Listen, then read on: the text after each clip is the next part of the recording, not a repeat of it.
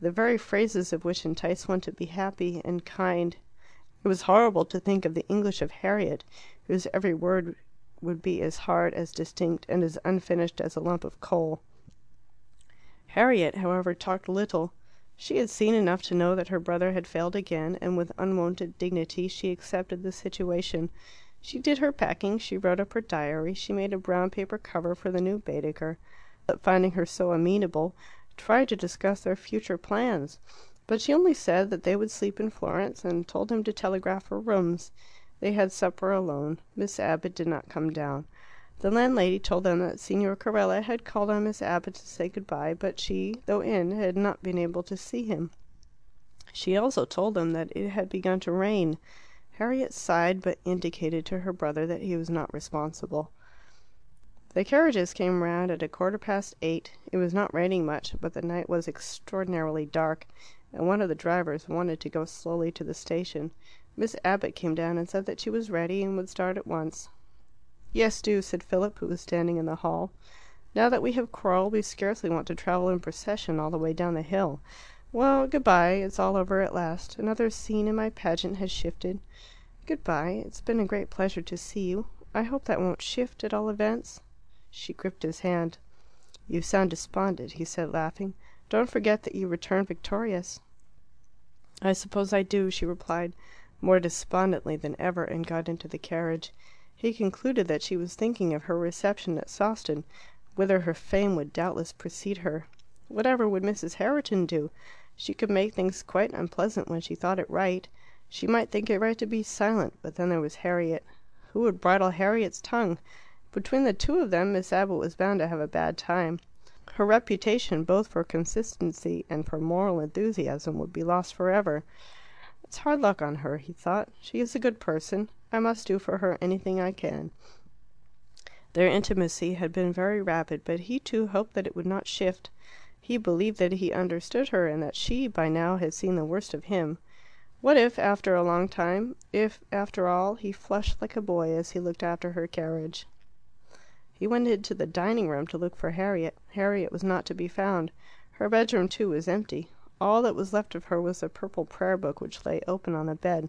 Philip took it up aimlessly and saw, "Blessed be the Lord my God, who teacheth my hands to war and my fingers to fight." He put the book in his pocket and began to brood over more profitable themes. Santa Deodata gave out 8:30. All the luggage was on, and still Harriet had not appeared. "Depend upon it," said the landlady, "she has gone to Signor Carella's to say good-bye to her little nephew." Philip did not think it likely. They shouted all over the house, and still there was no Harriet. He began to be uneasy. He was helpless without Miss Abbott. Her grave, kind face had cheered him wonderfully, even when it looked displeased. Monteriano was sad without her. The rain was thickening. The scraps of Donizetti floated tunelessly out of the wine shops, and of the great tower opposite he could only see the base, fresh papered. Monteriano was sad without her. The rain was thickening. The scraps of Donizetti floated tunelessly out of the wine shops, and of the great tower opposite he could only see the base, fresh papered with the advertisements of quacks.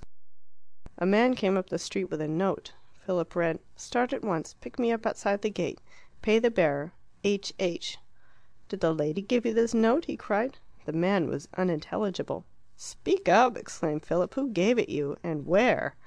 Nothing but horrible sighings and bubblings came out of the man.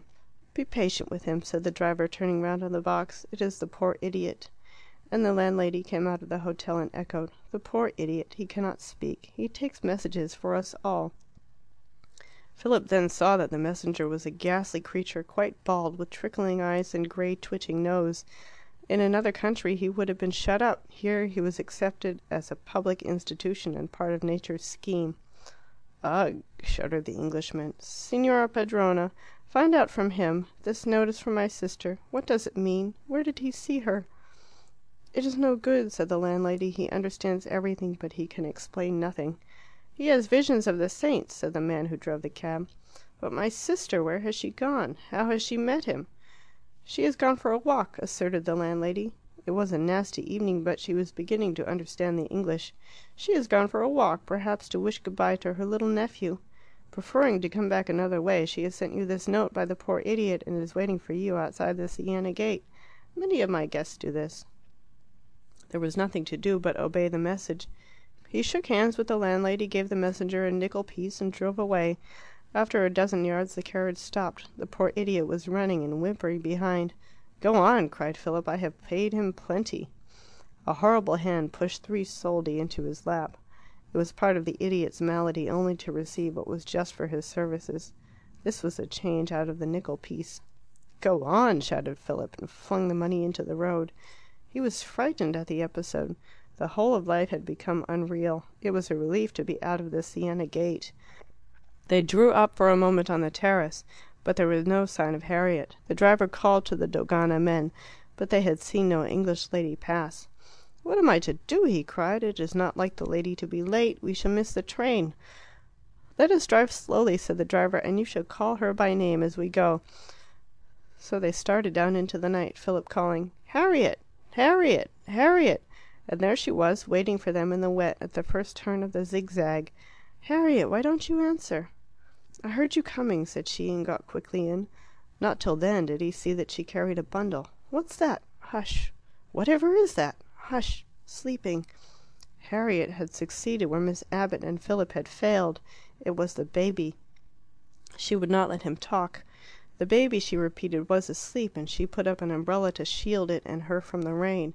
He should hear all later, so he had to conjecture the course of the wonderful interview, an interview between the South Pole and the North. It was quite easy to conjecture. Gino crumpling up suddenly before the intense conviction of Harriet, being told perhaps to his face that he was a villain, yielding his only son perhaps for money, perhaps for nothing. "Poor Gino," he thought, "he's no greater than I am, after all." Then he thought of Miss Abbott, whose carriage must be descending the darkness some mile or two below them, and his easy self-accusation failed. She too had conviction. He had felt its force. He would feel it again when she knew this day's sombre and unexpected close. "You have been pretty secret," he said. "You might tell me a little now. What do we pay for him? All we've got?" "Hush!" answered Harriet, and dandled the bundle laboriously like some bony prophetess, Judith or Deborah or Jael. He had last seen the baby sprawling on the knees of Miss Abbott, shining and naked, with 20 miles of view behind him, and his father kneeling by his feet. And that remembrance, together with Harriet and the darkness and the poor idiot and the silent rain, filled him with sorrow and with the expectation of sorrow to come. Monteriano had long disappeared, and he could see nothing but the occasional wet stem of an olive, which their lamp illumined as they passed it. They travelled quickly, for this driver did not care how fast he went to the station, and would dash down each incline and scuttle perilously round the curves. "Look here, Harriet," he said at last, "I feel bad. I want to see the baby." "Hush!" "I don't mind if I do wake him up. I want to see him. I've as much right in him as you." Harriet gave him, but it was too dark for him to see the child's face. "Wait a minute," he whispered, and before she could stop him he lit a match under the shelter of her umbrella. "But he's awake!" he exclaimed. The match went out. "Good, ickle quiet boysey, then." Philip winced. His face, do you know, struck me as all wrong.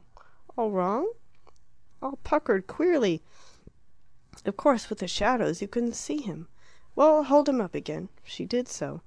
He lit another match. It went out quickly, but not before he had seen that the baby was crying. "Nonsense," said Harriet sharply. "We should hear him if he cried." "No, he's crying hard. I thought so before, and I'm certain now." Harriet touched the child's face. It was bathed in tears. "Oh, the night air, I suppose," she said, "or perhaps the wet of the rain. I say, you haven't hurt it, or held it the wrong way, or anything. It is too uncanny. Crying and no noise. Why didn't you get Perfetta to carry it to the hotel instead of muddling with the messenger? It's a marvel he understood about the note." "Oh, he understands." And he could feel her shudder. "He tried to carry the baby." "But why not Gino or Perfetta?" "Philip, don't talk. Must I say it again? Don't talk. The baby wants to sleep." She crooned harshly as they descended, and now and then she wiped up the tears which welled inexhaustibly from the little eyes. Philip looked away, winking at times himself. It was as if they were travelling with the whole world's sorrow, as if all the mystery,